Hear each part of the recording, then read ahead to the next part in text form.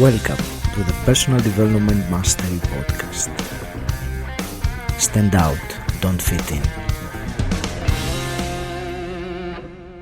Hello everyone, I am delighted and privileged to be speaking with Chuck Hogan. Chuck is a neurostrategist, a Tony Robbins senior trainer and crew facilitator for Tony Robbins events.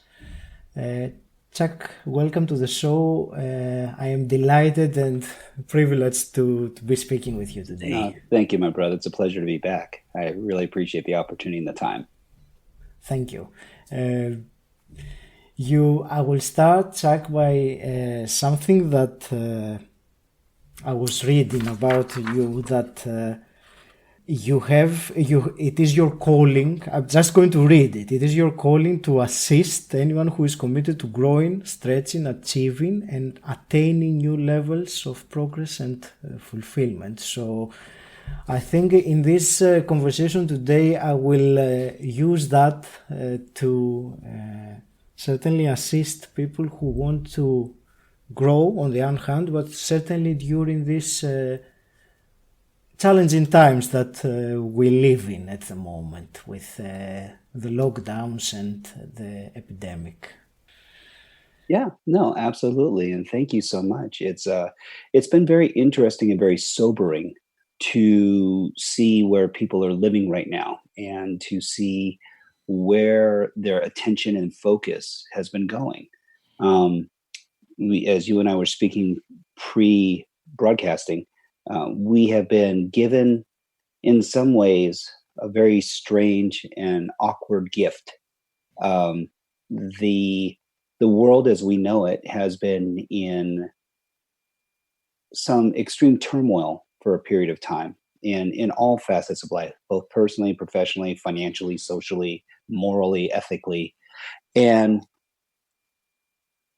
the universe has a way of resetting life. And it comes in the most awkward of ways. And the reason why I'm using that term awkward, I'm picking my words very carefully here, is that for many people, change is awkward. It's not something that is, I'll say, something that they embrace openly. However, change is going to happen with or without us. We can go ahead and prognosticate that, oh no, don't move my cheese. I like things where they're at. Well, the fact of the matter is that every day cells renew, cells die. The sun rises, the sun sets. The leaves, grow on trees in the spring and they fall off in fall. They are dormant in the winter. They propagate and pollinate, as I'm dealing with all this pollen right now here in Texas. And so you can feel it. And so these shifts and these changes, these seasons, if you will, we've heard many people talk about the 4 seasons, and arguably right now, globally, not even metaphorically, globally, we are in this strange spring and fall. It's not winter or summer seasonally, as far as I'll say the earth seasons, but in our lives, for many people right now, there's a mammoth shift towards winter, and they found themselves being in summer. And all of a sudden they're like going, I went from being in a bathing suit to being wrapped up like an Eskimo. Yeah. And not just emotionally and spiritually and physically, monetarily, which for some folks is the highest form of concern. They are beyond anything else concerned about their financial well-being. But I am going to contest to you, my friend, that probably the largest fear that most people are feeling right now is loss of freedom. They're being sequestered to their homes, places. And let's think about that for a moment. A house is not a home. A home is where the heart is. A home is where we thrive. A home is where we actually have this ability of being able to find some solace, some energy, and time to reset. For most of us, we go outside of our homes for business, or we communicate with people. We are in that energy, that shift, and then we come forward home to a place of sanctuary. That sanctuary is 24/7 right now. And they're like going, I think I've had enough sanctuary. I believe that I've had enough things and stuff around me. And right now, part of the challenge is that I would like to have a change of scenery. Well, here's the beautiful part. We can choose whether or not we are going to enter into the 10 million-year-old brain, and where the little mind starts to prognosticate, okay, survival, survival, hoarding. Arguably, how do you explain? I won't say for other countries, but here in the United States, this proliferation of buying toilet paper. Mm, it's the It's like same going, here. okay, and it was like going, whoa, that's very interesting. And it's like, I didn't know scarcity went hand in hand with paper products. But I don't see everyone running out and grabbing tablets, and going, yeah, because I need more legal pads, or I need Mm, more business cards, or I need more index cards, or books. mm. They're like, oh, no, no, no, no. Toilet paper. I am a wealthy man. Why? Because I have enough toilet paper to take me through Armageddon and back. And it's like, okay. And people go, come on, Chuck, you're being facetious. I said, I'm being serious as a heart attack right now. Where we place emphasis and flow in the scarcity model as to where we're living. And most people are finding this fear because they believe that everything is so scarce. They walk into a supermarket and the shelves are barren and bare. And I go, okay, is that everywhere? Is that in all places? Are you not able to find what you need to thrive? Because let's approach that for just a moment. Mhm. If we have, and not that there's again stops in between, but if we go from survive to thrive, what's the different characteristics? So let's start with survival. Mhm. And I'm going to ask just a couple questions. So if you wouldn't mind, and Sure. anyone who's on this live wants to participate, they can chime in as well. When we're dealing in the survival mindset, it's more than just what's in our head, but that's what's running the show, and it's functioning out of what we'll call the laundry list. It's a system of checks and balances. They made this laundry list. What do I need? Well, you need water, you need food, you need air. Mhm. Apparently, you need toilet paper. And but I would also say that one of the biggest factors of need that is really starving people right now is that they need love and connection. And the thing about love and connection is that it's one of those items in consumption of it that we like it the way we like it. Some people like it warm and gooey. Some people like it ice cold and refreshing. Other people like it piping hot, very caliente. Some people like it spicy. Some people like it mild. But love and connection is one of those attributes where we can still have all those levels of connection just without the physical touch. And so what I would offer is that with this forced staycation, and being socially responsible and doing the right thing for our fellow man. Because the truth of the matter is, you don't know if you're a carrier or not. You may be asymptomatic. Mhm. And so people need to be responsible. And they go, well, come on, I'm a single person. I don't need to worry about anyone else. I'm like going, no, except your fellow man, your fellow woman, your fellow child, your fellow grandparent, your just another human being. Mhm. And so the conscientious aspect of this is that we're starting to see these diametrically interesting effects from what's been going on. I saw a satellite image of the pollution over China. It's ostensibly all but gone right now Mhm. because manufacturing has been mitigated. For the first time in Italy, they're seeing dolphins off the coast. They're seeing fish in the canals in Venice. You Mhm. can actually see the bottom of the canals. Holy smokes.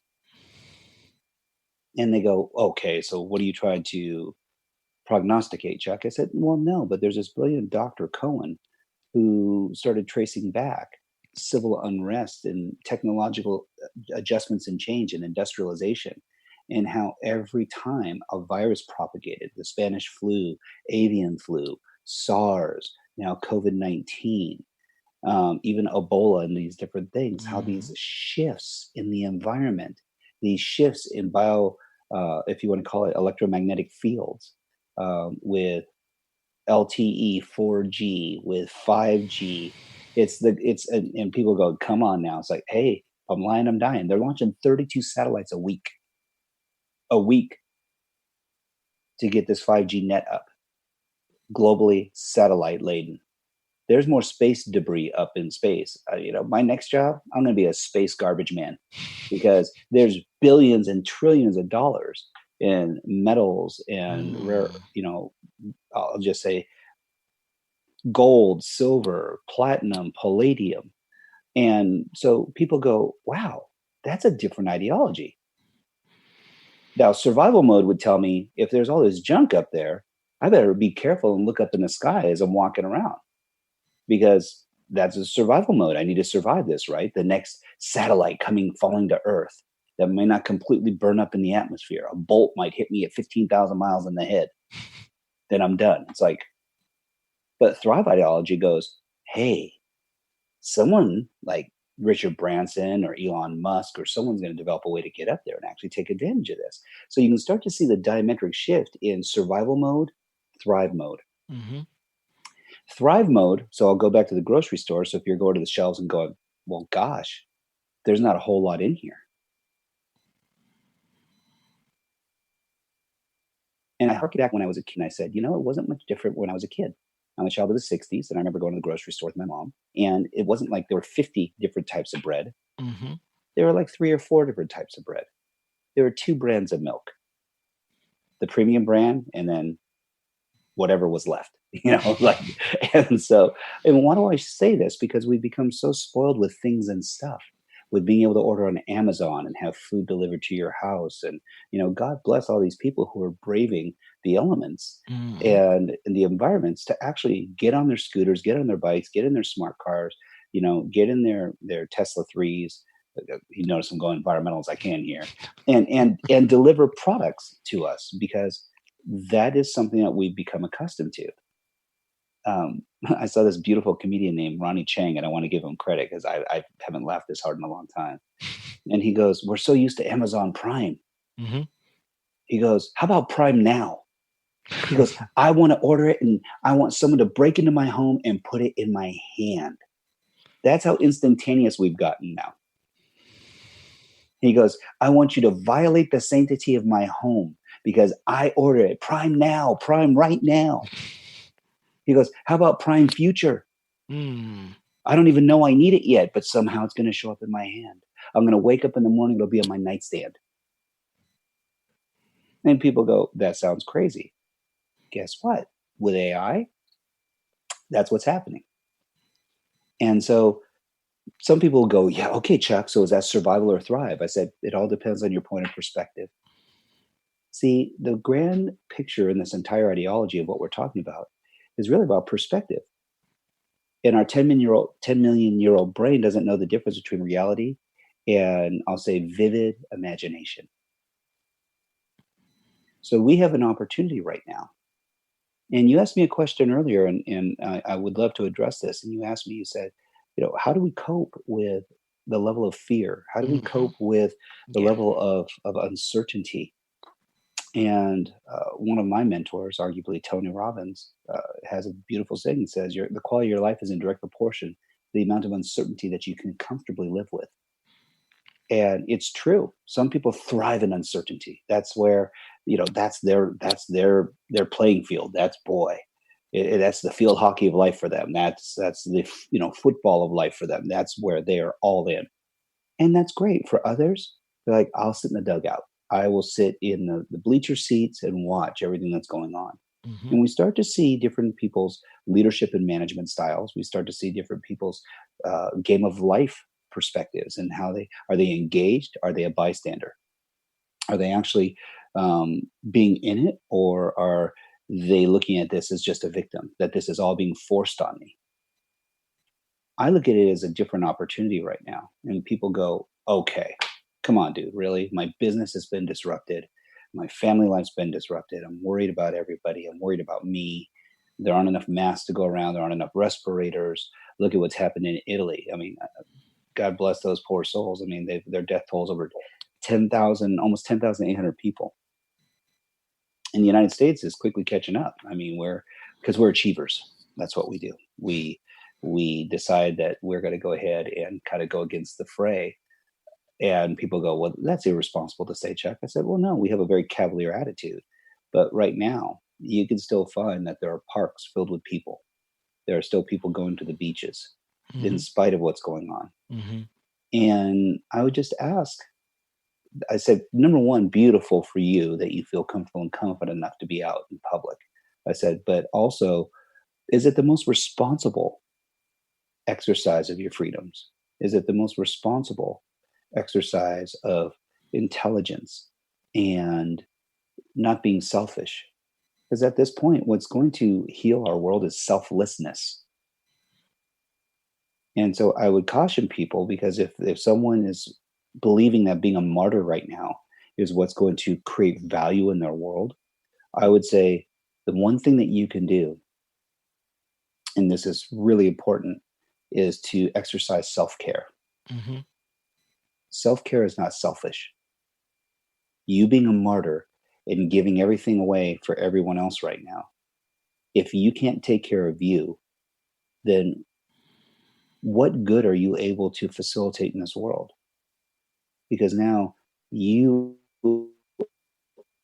are running on empty, spiritually, emotionally, physically. Your health and vitality has dropped. We need to make sure that we're feeding all those aspects of us, not just one part of us. There are some people who arguably who've had zero physical activity, and so they are gaining weight and not health and vitality. There are some people who all they're doing is watching TV and manifesting all the negative and not getting objective opinions about what's going on. And so they're watching either through political affiliation or through a news channel that sends the message to them the way that they like to hear it. And I would argue right now, in fact, I would implore people, take on a different vantage point, see it all. Don't stick your head in the sand and expect to be getting clear optics on what's going on. In fact, it's quite the opposite.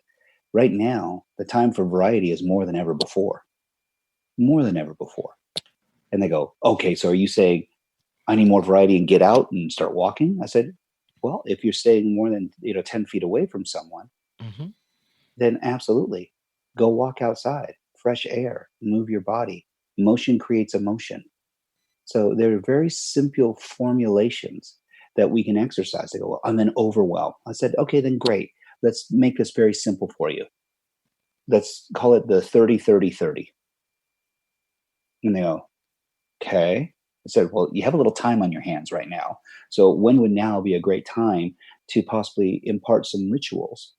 Because at least here in the States, we're on lockdown until now, April 30th. That's been put out by the president. Mhm. So they go, oh no, dude, really? Now you're telling me this now? It's like, whoa, relax. Take a deep breath. Because this doesn't mean that you're not going to get up tomorrow morning and that the sun's not going to rise, that you're not going to be breathing, that you're not going to have full function of your body. You have all these resources and resourcefulness. So let's start with the first 30. The first 30 is that we're going to go ahead and exercise self-care. That's what this 30-30-30 is all about. And you can do it during the course of the day from the 24 hours that you have. So you're going to partition 90 minutes out of your day at this time. The first 30 is going to be priming, meditation, attitude of gratitude, rebounding, stretching, Pilates, yoga, deep breathing exercises, whatever the case might be for you. In fact, let's do that right now. Everyone just take a deep breath in Sure. and in through your nose and exhale. In fact, I'll share with you a very quick, easy technique. It's called box breathing. You're going to breathe in for 4. 1, 2, 3, 4. Hold. 2, 3, 4. Exhale. 2, 3, 4. Hold. 2, 3, 4. One more time. Inhale. 2, 3, 4. Hold. 2, 3, 4. Exhale. 2, 3, 4. Hold. 2, 3, 4. Now just breathe normally. This actually will help you reset your system relative to the busyness in your mind and allow your body to relax and be completely present. This you could do as part of your ritual in the morning. You could do Tony Robbins priming if you want. You could do the Ho'oponopono. Mhm. But that's for 30 minutes. And this is going to help prime you for the day. You can set your intention for the day and be very clear as to how you want to feel most often. Now, listen very clearly as to what we were just saying. We didn't say what you're going to do for the day. We said how you want to feel for the day. Because if we know how we want to feel, and arguably you might say, I want to feel productive. Okay. I want to feel happy. Great. We're achievers. Let's pick a third one. I want to feel guided. Outstanding. So let's pick any of the three. Let's pick happy first of all. What needs to happen in order for you to feel happy? Well, I'm happy anytime I pet my dog. Great. Is your dog in the house? Outstanding. What else makes you happy? Oh, when you walk. Outstanding. Well, as part of your 30-30-30, you just went and took a 30-minute walk this morning. Mhm. What else? Oh, when I have a nice cup of herbal tea. Outstanding. I agree. And so one of the things is that we can create rituals for ourselves that give us best practices of moving forward and growing intentionally.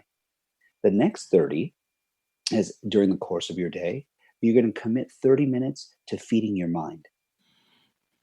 That means in social media content, that means in reading a book, that means turning on a comedic video or a serious video, an informational video. It could also mean that you're going to tap into Audible if you're more auditory than you are visual. It could be that you are actually just going to get on Rebounder and envision everything that's been going beautifully in your day. Wow, that sounds so painful. That sounds so awkward. I was like, does it though? Or is it actually an opportunity for you to engage you? See, the relationship that a lot of people are trying to fulfill is the one that there is externally framed. They're looking for everyone else's feedback, adulation, connectivity. Arguably, some of the biggest, superstars on the planet right now are YouTubers and Facebook Lives and people who are living in that environment. And I go, Mhm. so you didn't even have to leave the sanctity of your own lair, your own home. And yet you're able to connect with millions of people. How is that? How does that feel? And people go, oh, but I'm deathly afraid. And I'm like going, to look at a camera? You take enough selfies during the course of a day. Apparently, that's not true. You talk to other people and family members on FaceTime and said it's the perception of talking to other people. So imagine you're just talking to a loved one and sharing your message, sharing your gift, sharing your love, sharing your light. The last one is spiritual, because as we said, body, mind, and spirit. And so when we're looking at BMS and we start to go, ooh, yeah, spiritually, how do I fill up? I said, you could meditate, you could pray, you could do the whole Ho'oponopono. Maybe spiritually filling up is actually just connecting with another human being. And since you have a little bit more time on your hands than you might normally have had, in fact, I will rephrase that. Maybe because you have been forced to slow down Mhm. and not just engage in the rat race of life, Mhm. you could take this opportunity to connect with someone who you may not have spoken to in many years, who you actually have a strong energetic connection to. And it would be so wonderful to be able to actually just have that connection with them and have a conversation. When would now be a great time to reach out and actually feel that there's that opportunity to actually speak with someone? I don't know. It's your world. That's what Thrive Ideology does, though. That's what a Thrive existence does. Is it gives us options and opportunity. It's all about compelling future and living Mhm. in the moment. Mhm. And they go, but you still didn't answer the question. So I have this fear. What am I going to trade it for? Well, the fear is not having enough. The fear is that primal fear again of that 10 million-year-old brain that I'm not enough. And I'm not enough, then I'm not loved. If I'm not loved, then why am I here? Okay, well, let's take it the next step then. What's the antithesis of fear? Hope, isn't it? Hope, but hopium can be a very addictive drug. Hmm. Hoping that things are going to get better, hoping that life is going to happen, hoping you're going to win the lotto, as Mhm. an example. They go, "Oh, I might win the lotto." I was like, "Yes." Did you buy a ticket? No. Are you hoping someone's going to give you one of those too? I'll change my answer then, No, Chuck, please. and I'll say faith then. Beautiful. Faith is one of those things that's internal. It can't be questioned because whose faith is it? It's ours. But here's what faith actually gives you. The opposite of fear is freedom. Faith is the precursor to freedom, because there's nothing holding you back. There's nothing that's limiting your ability to be able to reach beyond what seems like it's the obvious. Because we can make a hit list of all the things that aren't right. Oh, good. Come on, Chuck. You're Mr. Woo Woo. You're one of those guys that just believes in, unicorns and fairy tales and gypsies. I was like, okay. Actually, what I believe in is the human condition, which is that we are much stronger than we give ourselves credit for. We're unstoppable when we actually allow ourselves to be in flex and flow. It's kind of like a small river or a stream. Arguably, the Grand Canyon in the United States, which is one of the 7 wonders of the world, was carved by a small creek, a small stream. And as the water increased in the size of the river, created this huge gouge in the country, in the landside, it started to create and carve out channels now that are arguably thousands of feet steep sheer walls. That was all caused by the force of water, which flows to the point of least resistance. What I would say and ask everyone to take on board is allow yourselves for just a moment, even while you're doing your breathing exercises. Some people might call it meditation. Some people might call it introspection or biofeedback. Allow yourself to see yourself as your best self and what that feels like, not what's left of you. During these times in particular, you and your family deserve the best of you and not what's left of you. But oftentimes, especially when fear kicks in, people are wanting to step up and they're wanting to challenge the status quo. And they go, I've got to grow my business. I've got to make an opportunity. More wealth will be redistributed during this time when the financial crisis has hit. And I said, that's great. Are you sitting on $10 million cash? Are you, and people go, oh, I need 10 million. I said, no, that's the crazy part. People have this fictitious number in their head as to what they need to put into investments in order to grow and have some freedom. And I said, so the truth is that it's more about where are you living, how you're living, and what's necessary for you to move to the next level. It's that simple. And they go, well, I don't know. So it starts with you. That's the secret. That's the secret sauce. It all starts with you. It starts with you committing to oneself and trading expectations for appreciation. When we can start to remove all the expectations, all the life conditions, all the blueprint that we've actually had imprinted on us, through us, with us, some of our selection and some that was actually imparted to us by loved ones or people who are influential in our lives. But most people's blueprints aren't of their own creation. Own that for a second. You didn't pick the roadmap that you're using. You settled for it because someone said, I know a way to get to here. Well, that looks pretty attractive. How many ways are there to get to Miami? Endless. Yeah. Endless. Plane, train, automobile, water buffalo, rickshaw, hang glider, kayak, paddleboard. How do you want to get there? And I would contest too. And the reason why we ask, how do you want to feel along the way? Because that's the spice of life. You want to go through Louisiana? A little hot and spicy, go through the Gulf Coast, see the Florida Panhandle, get to Miami.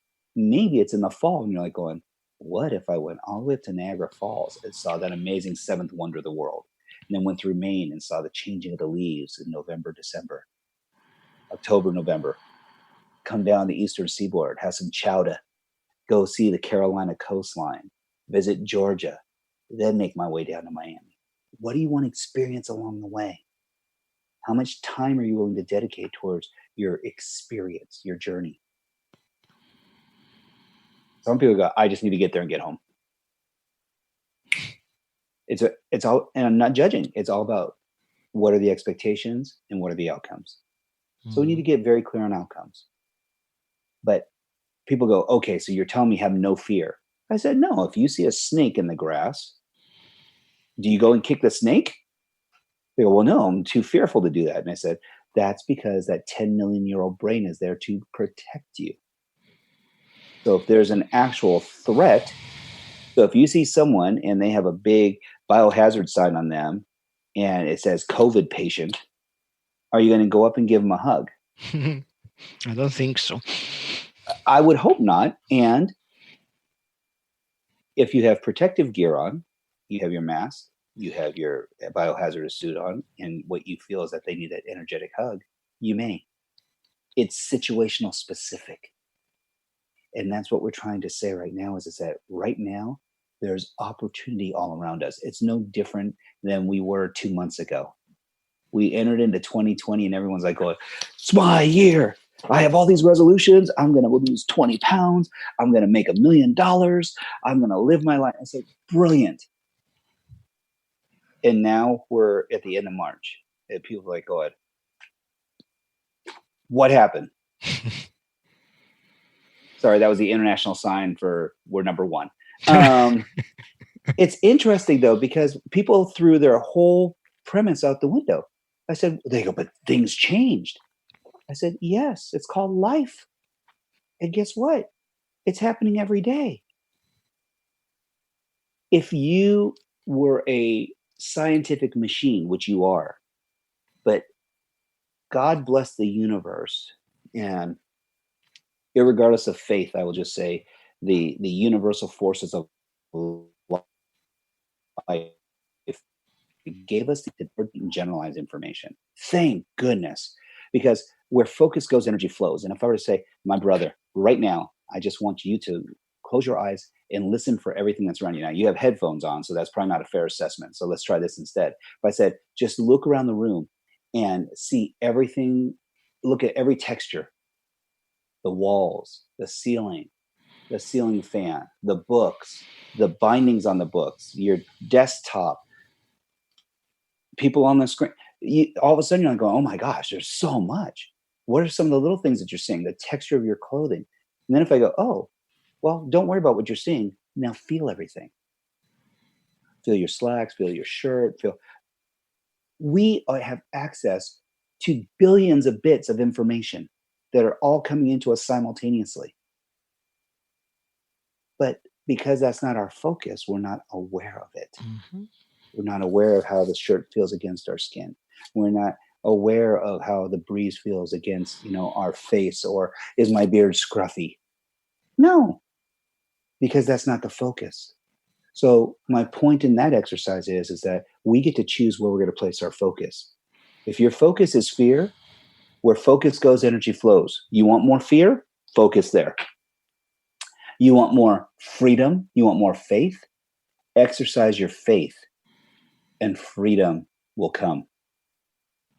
Because with that faith, there's also an adjunct feeling that comes with that, and that's called gratitude.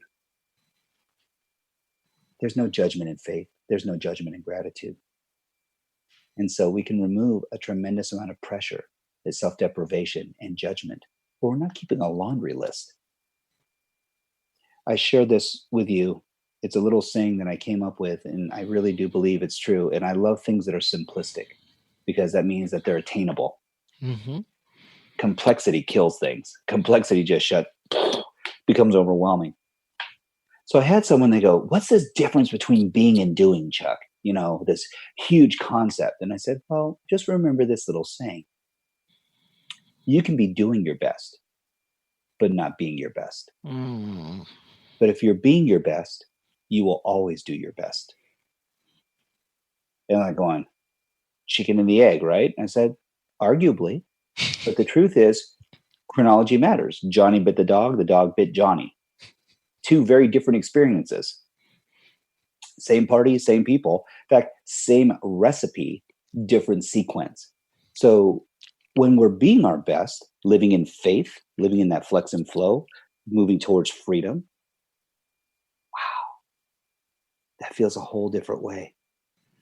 A whole different way. Think about nature for just a moment. How many straight lines do you see in nature? None. Very few.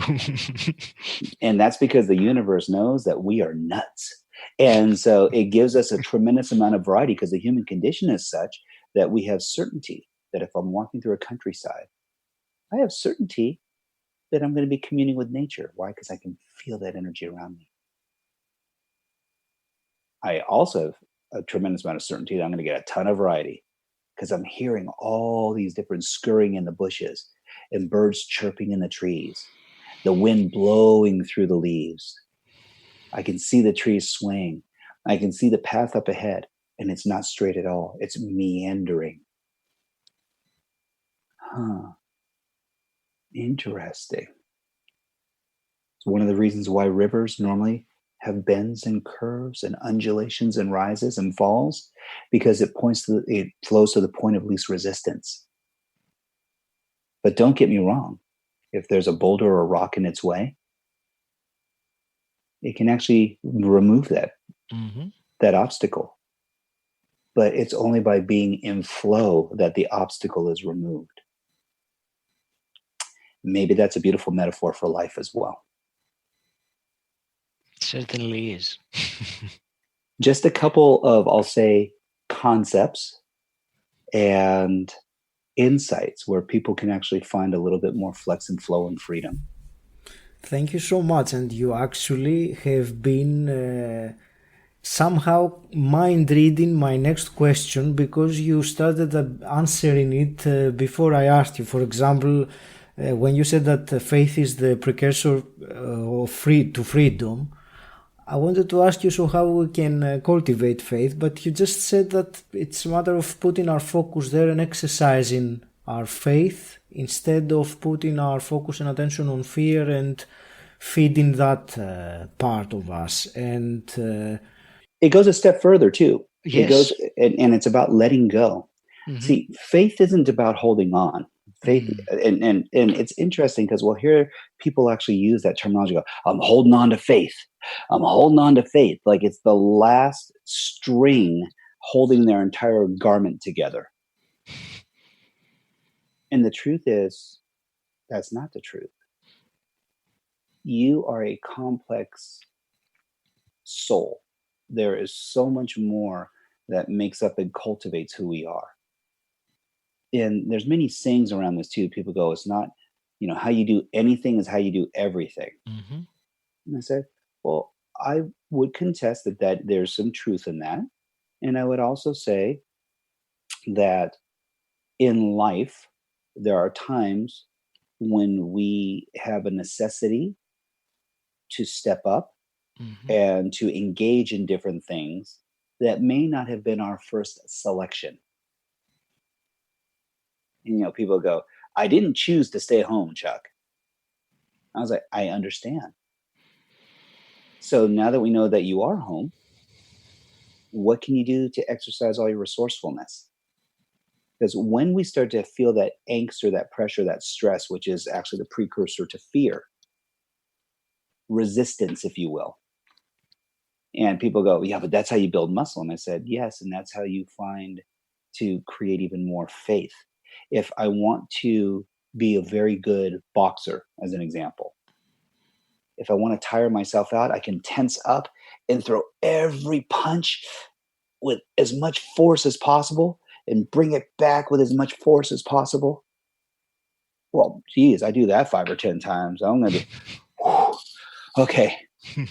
But if I'm loose and I'm able to throw my punches and I'm able to go ahead and move, people are going, yeah, that feels more natural. I said, yes. When does the bough of a tree break? Like the branch. When it's very strong and stiff and it gets flexed too far. But if we look at the limbs, the smaller branches, they flex and flow in the breeze. You'll see them flipping back and forth. And they're the ones that have the big leaves on them. People go, interesting. We get to choose if we want to be in flex and flow or if we want to be as hard as a rock and immovable. I would contest that using that analogy of, are you set in stone? Are your feet heavy? Or are you light? Are you living in breath and energy and feeling it flow through your body? Are you releasing? And this is a big one right now, because many of the people who are listening to the simulcast are givers. They have huge hearts. I know the people that you attract, my friend, and you're a beautiful soul. So this is flattering to be here with you. Thank you. pleasure. What I would say is that right now we have to exercise another very important gift, and that is humility. You know, but Chuck, I'm a giver. Augie, that's what I do. I give to people. Understood. Give them the gift of being a great receiver. So when someone is giving you grace, love, connection, reaching out, don't look at it as an imposition. Look at it as an opportunity to exercise and live in your gifts. And with a whole heart, accept what they're giving you. Because that completes the process of the energetic release of giving and receiving. It is a cycle. And it's so important because when we, in some people's, what I will say is naivete, and they don't have the emotional conditioning to understand this, they will actually say, no, please, I'm good. Don't worry about me. Well, if that's what they need to fulfill their feeling of giving to you, then just say, thank you. I so appreciate the well wishes. I really appreciate that. And I'm really doing great. And I just honor you. Thank you for that. With your permission, I'll take that energy you've shared with me and I'll pass it on to others. God bless you. Thank you. This way they feel valued. They don't feel judged. They don't feel like their giving wasn't good enough. Because for many people, that's where they're living right now. So faith is actually about letting go. That's where that freedom, that's why we talk about freedom. It's about owning whatever's going on in that moment and not being critical and judging about it, not living in the past and berating or beating oneself up. Own it, get the lesson, and let go. Because stress right now, and arguably, I mean, how many of us have stress in our lives? We all do. If we're breathing and we're aware and awake right now, there are forces outside of your control that are moving you. And none of it has any meaning but the meaning we give it. Who knew? So this sounds so simple, and that's because it is. Right now, I would contest, in fact, I would implore all of us to take a moment and just get back to simplicity. Get back to the needs right now, not the wants. There's a lot of people right now, ooh, I want this, I want this, I want this. Because commercials are still running. People are still buying goods and things and stuff. And I go, I get it. And what do you need right now? Because this opportunity, again, this staycation, is giving us a very unique opportunity right now to reset ourselves. And here's the best part. It's like a video game. You can reset yourself over and over and over. And even after the staycation is done, you still have the same ability to reset. This is just giving us the time to slow down so we can actually see each other's blind spots. But in that freedom, there's a sense of vulnerability. And that's where the faith comes back in again. This is where that cycle of faith is completed. Because when we have faith, we have the strength, the fortitude, the conviction, the belief that everything's going to be okay. We feel guided. We feel connected. And their energy has no boundaries. It's like Master Ko when he, says, okay, go ahead, press the center of your palms, rub your hands together, press. Okay. Let's go ahead and create some energy. And then he could be across the world and I'm feeling a little, he goes, let's see if this works. And he reverses it. You go, okay, this is crazy. Now, is it psychosomatic? Some people might go, he's just influencing your thought process. No, that's part of it's faith. Part of it is that when you uplink to a higher energetic source, that you actually feel connected to everyone and everything. But in order for that faith to be realized, we need to be in flex and flow and freedom. But what actually gives us the ability to have the freedom is the faith. So you start to see how it's this very cyclical experience. But that's where we can actually find more freedom. And it's not that we won't have fear. It's just that it won't be debilitating. So I would actually say that fear may be more of a concern For some people, fear is an opportunity because they realize, at least in the world of business and in life, the highest level of influence that you can have is that when everyone else is freaking out, that you have faith, that you're focused, that you're calm, that your belief systems are so strong. It's not that you don't have doubts. It's not that you don't question what's going on. But in the moment, you know that being in that energetic space is going to give you more access to the resources that you need. So I hope that helps a little bit. It's beautifully said and inspiring, and as always, you speak right in here, Jack. Thank you. Thank you for listening to this first part of the interview with Jack Hogan. Tune in on the next episode to hear the rest of this fascinating discussion. Thank you very much for listening. Please take a moment to subscribe, rate and review Personal Development Mastery on Apple Podcasts. If you want to know more about me and how I can help you, join my Facebook group Personal Development Mastery. You can either search for it on Facebook or you can simply type bit.ly/PDM group. And until next time, stand out, don't fit in.